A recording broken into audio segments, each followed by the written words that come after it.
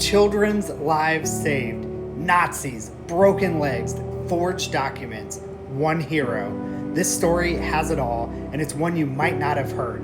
It's not a Hollywood script, it's not a legend or a fable, it's real, it happened, and it starts in the darkest place imaginable, Nazi-occupied Poland.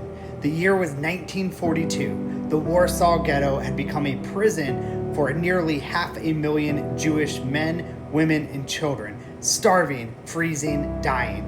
The world turned its eyes away, but one woman stepped forward. Her name was Irina Sendler. She was a social worker, a nurse. She didn't carry a gun, she didn't lead an army, but she had something far more dangerous to tyranny, a conscience that refused to stay silent. She knew what the Nazis were doing, and she couldn't unsee it.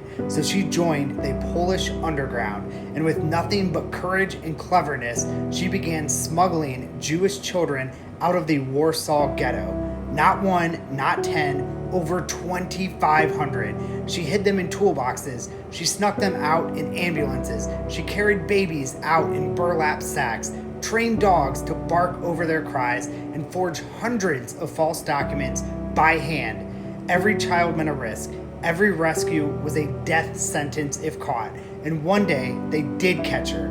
They broke into her home. They tortured her, broke her legs, broke her feet, asked for names, and she gave them none. They sentenced her to death, but the underground pulled off one more miracle. They bribed a guard, smuggled her out, and listed her as executed so the Nazis would stop hunting. But she didn't go into hiding, she didn't run, she went back to work. Irina Sendler kept a jar buried in her garden filled with the real names of every child she saved, because she believed when the war ended, every child deserved to know where they came from. Every mother deserved hope that her baby had lived. Now you might be wondering, why?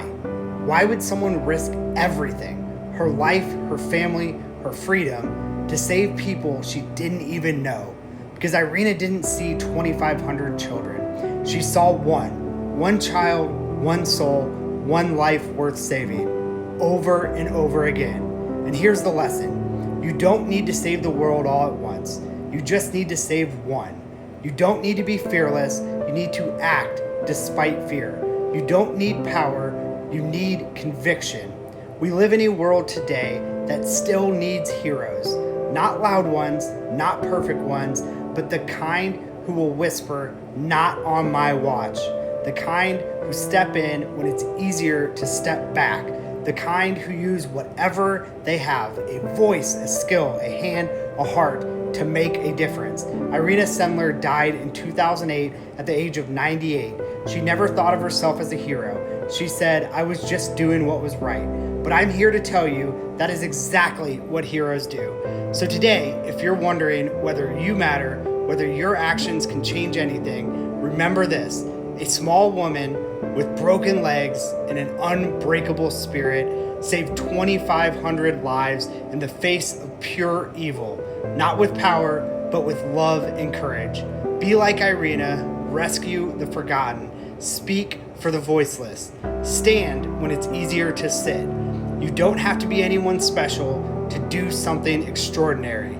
You don't have to change the whole world, just be brave enough to change one person's. That's how the world gets saved.